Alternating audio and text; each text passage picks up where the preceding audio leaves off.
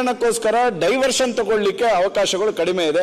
ದಯವಿಟ್ಟು ಈ ರೀತಿ ಒಂದು ಫಾಲ್ಸ್ಗೆ ಸಂಬಂಧಪಟ್ಟಂತೆ ಮತ್ತು ಕರಾವಳಿಯಲ್ಲಿ ಇರ್ತಕ್ಕ ಸಿಸಿ ಪಾಟೀಲ್ ಸಾಹೇಬ್ರೆ, ನಮ್ದು ಒಂದು ಆತ್ಮೀಯ ಸಂಬಂಧ ಇದೆ, ನಾವು ಕರಾವಳಿಯವರು.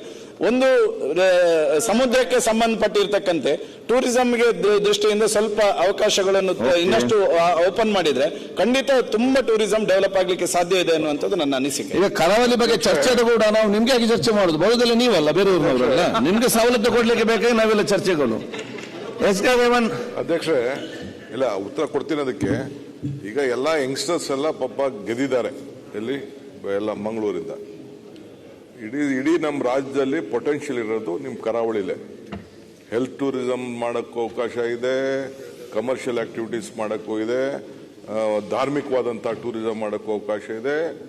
ಮತ್ತು ನಮ್ಮ ಅಧ್ಯಕ್ಷರು ನಮ್ಮ ಮಂತ್ರಿಗಳು ಹೇಳ್ದಂಗೆ ಬಹಳ ಒಂದು ದೊಡ್ಡ ಸಿ ಲ್ಯಾಂಡ್ ಇದೆ. ಏನೇನೋ ಕನಸು ನಮ್ಮ ಜನಗಳಿಗೆ ನಾವು ಬೇಕಾದಷ್ಟು ಇದ್ರ ಬಗ್ಗೆ ಚರ್ಚೆ ಮಾಡಿದೆ. ಒಂದು ನಮ್ಮ ಶಾಸಕರುಗಳಿಗೆ ಒಂದು ಸಪ್ರೇಟ್ ಒಂದು ಮೀಟಿಂಗ್ ಮಾಡಿ ಅವ್ರ ರಿಕ್ವೆಸ್ಟ್ ಅಂದ್ರೆ 7 ಗಂಟೆ ಮೇಲೆ ಎಂಟೈರ್ ನಿಮ್ಮ ದಕ್ಷಿಣ ಕನ್ನಡ ಜಿಲ್ಲೆ ಈಸ್ ಡೆಡ್, ನೋ ಆಕ್ಟಿವಿಟೀಸ್. ಬರೀ ಧಾರ್ಮಿಕವಾದಂತ ಕೆಲವುಗಳು ಭಜನೆಗಳು, ಮತ್ತೊಂದು ಬಯಲಾಟ, ಯುದ್ಧ ಬಿಟ್ರೆ ಬೇರೆ ಯಾವ ತರದ ಆಕ್ಟಿವಿಟೀಸ್ ಇಲ್ಲ. ಯಾಕೆ ಹಿಂಗ ಆಗ್ತಾ ಇದೆ ಅಂತೇಳಿ ಅವರೆಲ್ಲ ಕೂತ್ಕೊಂಡು ಚರ್ಚೆ ಮಾಡಿ ಅದಕ್ಕೇನೋ ಒಂದು ಪ್ರಪೋಸಲ್ ತಂದ್ರೆ. ಯಾಕೆಂದ್ರೆ ಇವತ್ತು ಲಾಸ್ಟ್ 2 years ಇಂದ ಮಕ್ಕಳು ಅಡ್ಮಿಷನ್ ಆಗೋದು ಕೂಡ ಕಡಿಮೆ ಆಗಿದೆ. ನನಗೆ ಮೆಡಿಕಲ್ ಕಾಲೇಜ್ ನಡೆಸ್ತಾ ಇರೋರು, ಇಂಜಿನಿಯರಿಂಗ್ ಕಾಲೇಜ್ ನಡೆಸ್ತಾ ಇರೋರು, PUC ಕಾಲೇಜ್ ಸರ್ ನೀವೇ ಸಜೆಷನ್ ಕೊಡಿ ಸರ್. ರಾತ್ರಿ ಏನ್ ಮಾಡಬೇಕು ಎಲ್ಲರಿಗೂ ನೋಡಯ್ಯ. ನಾನ್ 7 ಗಂಟೆ ಮೇಲೆ ಡೆಡ್ ಇದೆ ಅಂತಂದ್ರೆ ಏನ್ ಬಿಸ್ನೆಸ್ ನಡೀತದೆ? ಮಂಗಳೂರವರ ಇಚ್ಛೆ ಬರಲ್ಲ, ಐಟಿ ಇಂಜಿನಿಯರ್ಸ್ ಬರುವುದಿಲ್ಲ. ಯಾರು ITBT ಪ್ರಪೋಸ್ ಮಾಡಿದ್ರು ಹಿಂದೆ ಕೃಷ್ಣ ಅವ್ರ ಕಾಲದಲ್ಲಿ. Not even a single complex is there. ಈಗೇನೋ ಒಂದು 3-4 ಇಚ್ಛೆ ಬರ್ತಾ ಇದೆ. Highest number of engineering colleges ಇರೋದಲ್ಲೇ, highest number of medical colleges ಇರೋದಿದೆ. ಬಟ್ ಅಲ್ಲಿರೋರೆಲ್ಲ ದಿ ಟಾಪ್ ಕ್ರೀಮ್ ಎಲ್ಲ ಬೆಂಗಳೂರು ಬರ್ತಾ ಇದ್ದಾರೆ, ಮುಂಬೈಗೆ ಹೋಗ್ತಾ ಇದ್ದಾರೆ, ದುಬೈಗೆ ಹೋಗ್ತಾ ಇದ್ದಾರೆ.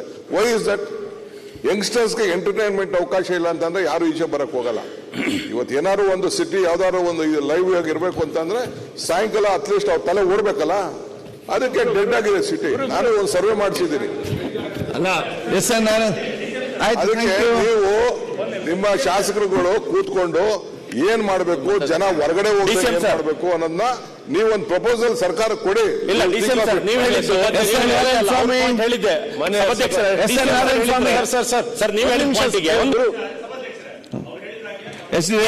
ಮರವಂತೆ ಬೀಚ್ ಅಲ್ಲಿ ಹಾಗೆ ಆಯ್ತು. 7 ಗಂಟೆ ನಂತರ ಏನು ಆಕ್ಟಿವಿಟಿ ಇಲ್ಲ.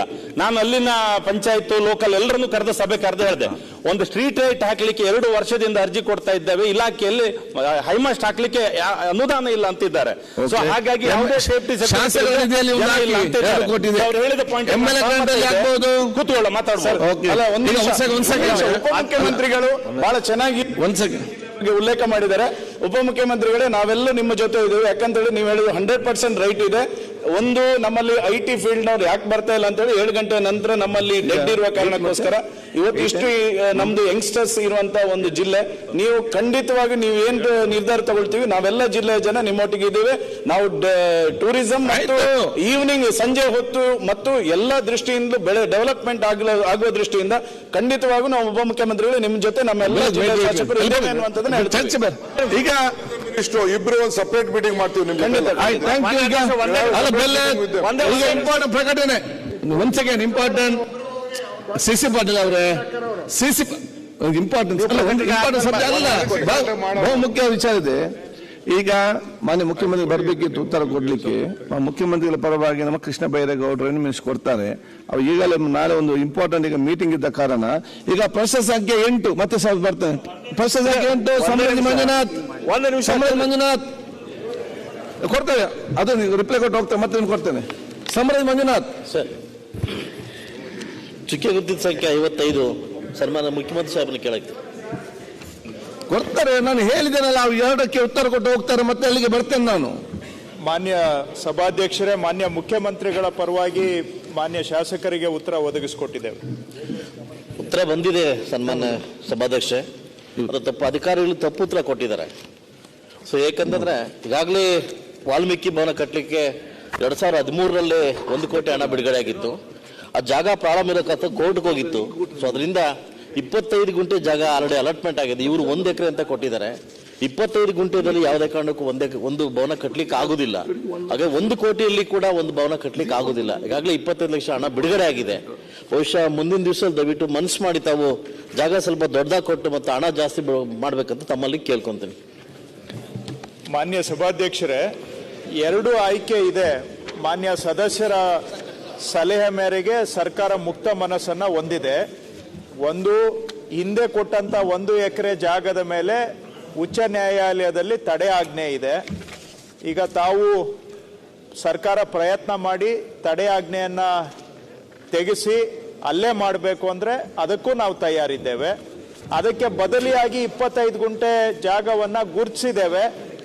ಹೈಕೋರ್ಟ್ನಲ್ಲಿ ತಡೆ ಆಜ್ಞೆ ತೆರವು ಮಾಡುವುದು ವಿಳಂಬ ಆಗುತ್ತೆ, ಕಾಮಗಾರಿ ವಿಳಂಬ ಆಗೋದು ಬೇಡ ಅಂದ್ರೆ ಪರ್ಯಾಯ ಜಾಗದಲ್ಲಿ 25 ಗುಂಟೆ ಲಭ್ಯ ಇದೆ, ಅಲ್ಲಿ ಬೇಕಾದ್ರೆ ಕೆಲಸ ಆರಂಭ ಮಾಡಲಿಕ್ಕೆ ನಾವು ತಯಾರಿದ್ದೇವೆ.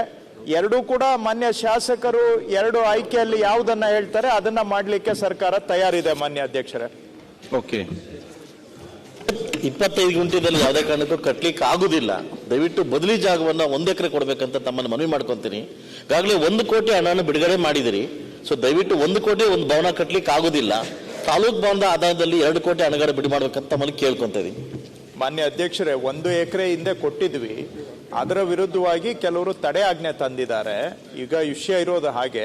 ಸೊ ಹಾಗಾಗಿ 1 ಎಕರೆಯಲ್ಲೇ ಮಾಡಬೇಕು ಅಂದ್ರೆ ಸರ್ಕಾರ ಈಗ ನಾವು ಮಾನ್ಯ ಉಚ್ಚ ನ್ಯಾಯಾಲಯದಲ್ಲಿ ತಕ್ಷಣ ಆ ತೆರವಾಜ್ಞೆಯನ್ನ ತೆರವುಗೊಳಿಸ್ಲಿಕ್ಕೆ ತಡೆಯಾಜ್ಞೆಯನ್ನ ತೆರವುಗೊಳಿಸ್ಲಿಕ್ಕೆ ಎಲ್ಲ ಪ್ರಯತ್ನವನ್ನ ಮಾಡಿ ಅಲ್ಲೇ ಮಾಡುವಂತ ಪ್ರಯತ್ನ ಮಾಡ್ತೇವೆ 1 ಎಕರೆ. ಓಕೆ. ನೆಕ್ಸ್ಟ್ 13ನೇದು ಸುಬ್ಬಾರೆಡ್ಡಿ SN. 137ನೇ ಪ್ರಶ್ನೆ ಸನ್ಮಾನ್ಯ ಮುಖ್ಯಮಂತ್ರಿ ಕೇಳಕ್ಕೆ ಬಯಸ್ತೀನಿ. ಮಾನ್ಯ ಅಧ್ಯಕ್ಷರೇ, ಸರ್ಕಾರದ ಪರವಾಗಿ ಗೌರವಾನ್ವಿತರಿಗೆ ಉತ್ತರ ಒದಗಿಸಿಕೊಟ್ಟಿದ್ದೇವೆ. ಸನ್ಮಾನ್ಯ ಅಧ್ಯಕ್ಷರೇ, ಉತ್ತರವನ್ನು ಒದಗಿಸಿದ್ದಾರೆ. ನಾನು ಸುಮಾರು 12 ವರ್ಷದಿಂದ ಕೇಳ್ತಾ ಇದ್ದೀನಿ. ನನ್ನ 3 ತಾಲೂಕು ಬರುತ್ತೆ, ಅಟ್ಲೀಸ್ಟ್ ಒಂದು ತಾಲೂಕಲ್ಲಾದರೂ ಸುಸಜ್ಜಿತವಾದಂಥ ಕ್ರೀಡಾಂಗಣ ಬೇಕು ಅಂತ. ಈ ಸಲ ರಿಪೇರಿಗೆ 3 ಕೋಟಿ ಲಾಸ್ಟ್ ಟೈಮ್ ಆಡಳಿತ ಅನುಮೋದನೆ ಕೊಟ್ಟಿದ್ದೀರಿ ಅಂತ ಹೇಳ್ತಾರೆ. ದಯವಿಟ್ಟು ಗುಡಿಬಂಡೆ ಅನ್ನೋ ತಾಲೂಕಿನಲ್ಲಿ 6 ಎಕರೆ ಜಮೀನು ಕೊಟ್ಟಿದ್ದೀವಿ, ಅಲ್ಲಿ ಒಳ್ಳೆ ಕ್ರೀಡಾಂಗಣ ಸ್ಥಾಪನೆ ಮಾಡಬೇಕು ಅಂತ ಮಾನ್ಯ ಮುಖ್ಯಮಂತ್ರಿಗಳು ನಾನು ಮನವಿ ಮಾಡ್ತೀನಿ ಸಭಾಧ್ಯಕ್ಷರೇ. ಮಾನ್ಯ ಸಭಾಧ್ಯಕ್ಷರೇ, ಮಾನ್ಯ ಶಾಸಕರಿಗೆ 2 ಕಡೆ ಅವರು ಬೇಡಿಕೆಯನ್ನ ಸಲ್ಲಿಸಿದ್ರು. ಒಂದು ಗುಡಿಬಂಡೆ, ಮತ್ತೊಂದು ಬಾಗೇಪಲ್ಲಿಯಲ್ಲಿ ತಾಲೂಕು ಕ್ರೀಡಾಂಗಣ ಅಭಿವೃದ್ಧಿ ಮಾಡಲಿಕ್ಕೆ ಮುಂದುವರೆದ ಕಾಮಗಾರಿಗಳಿಗೆ 3 ಕೋಟಿ ರೂಪಾಯಿಯನ್ನ ಮಂಜೂರಾತಿಯನ್ನ ಕೊಟ್ಟಿದೆ ಸರ್ಕಾರ. ಆ 3 ಕೋಟಿ ರೂಪಾಯಿಯಲ್ಲಿ ಅಲ್ಲಿ ಬಾಕಿ ಇರುವಂತಹ ಅಭಿವೃದ್ಧಿ ಕೆಲಸಗಳನ್ನ ಈಗ ಕೈಗೊಳ್ತೇವೆ. ಅದರ ಜೊತೆಗೆ ಮತ್ತೊಂದು ತಾಲೂಕು ಗುಡಿಬಂಡೆಯಲ್ಲೂ ಕೂಡ ತಾಲೂಕು ಕ್ರೀಡಾಂಗಣ ಅಭಿವೃದ್ಧಿ ಮಾಡಬೇಕು ಅಂತ ಮಾನ್ಯ ಸದಸ್ಯರು ಕೇಳಿದ್ದಾರೆ. 6 ಎಕರೆ ಜಾಗವನ್ನ ಕಾಯ್ದಿರಿಸಿದ್ದೇವೆ. ಈ ವರ್ಷದ ಅನುದಾನ, ಬರುವ ವರ್ಷದ ಆಯವ್ಯಯದ ಅನುದಾನದಲ್ಲಿ ಸಾಧ್ಯ ಆದಷ್ಟು ಮಟ್ಟಿಗೆ ಮುಖ್ಯಮಂತ್ರಿಗಳಲ್ಲಿ ಮನವಿ ಮಾಡಿ ಗುಡಿಬಂಡೆಯದ್ದು ತಾಲೂಕು ಕ್ರೀಡಾಂಗಣ ಅಭಿವೃದ್ಧಿಗೆ ಸರ್ಕಾರ ಪ್ರಯತ್ನ ಮಾಡುತ್ತೆ. ಮಾನ್ಯ ಸಭಾಧ್ಯಕ್ಷರೇ, ಸಭಾಧ್ಯಕ್ಷರೇ, ಅಟ್ಲೀಸ್ಟ್ ಲಾಸ್ಟ್ ಇಯರ್ 24-25 3 ಕೋಟಿ ಕೊಟ್ಟಿದ್ದೀನಿ ಸರ್. ಇದುವರೆಗೂ ಅದರಲ್ಲಿ ಆದೇಶ ಪತ್ರ ಯಾವುದೂ ಬಂದಿಲ್ಲ. ಹಾಗೆ ತಾವು ಹೇಳಿದ್ರು ಗುಡಿಬಂಡೆಗೆ, ತಮಗೂ ಗೊತ್ತಿದೆ. ದಯವಿಟ್ಟು ಅದನ್ನು ಬೇಗ ಮಾಡ್ಕೊಡ್ಬೇಕು. ಮತ್ತೊಮ್ಮೆ ವಿನಂತಿ. ಇವತ್ತೇ ನಾನು ಅವರಿಗೆ ಕಳಿಸ್ಕೊಡ್ತೇನೆ. 3 ಕೋಟಿ ರೂಪಾಯಿ ಮಂಜೂರಾತಿಯನ್ನ ಕೊಟ್ಟಿದ್ದೇವೆ. ಅದು ಈಗ ಅಂದಾಜು ಪಟ್ಟಿಯನ್ನು ಕೂಡ ತಯಾರು ಮಾಡ್ತಾ ಇದ್ದೇವೆ. ಸದ್ಯದಲ್ಲೇ ಅದನ್ನ ಅನುಷ್ಠಾನನೂ ಮಾಡ್ತೇವೆ. ಅದರಲ್ಲಿ ಏನಾದರೂ ಸಣ್ಣ ಪುಟ್ಟ ಹೆಚ್ಚುವರಿ ಬೇಕಾಗಿದ್ರೆ ಅದನ್ನು ಕೂಡ ಪರಿಗಣಿಸ್ತೇವೆ. ಜೊತೆಗೆ ಇದು ಹೆಚ್ಚಿನ ವಿಡಿಯೋಗಳಿಗೆ ಪ್ರತಿಧ್ವನಿ ಯೂಟ್ಯೂಬ್ ಚಾನೆಲ್ ಸಬ್ಸ್ಕ್ರೈಬ್ ಮಾಡಿ, ಬೆಲ್ ಐಕಾನ್ ಕ್ಲಿಕ್ ಮಾಡಿ.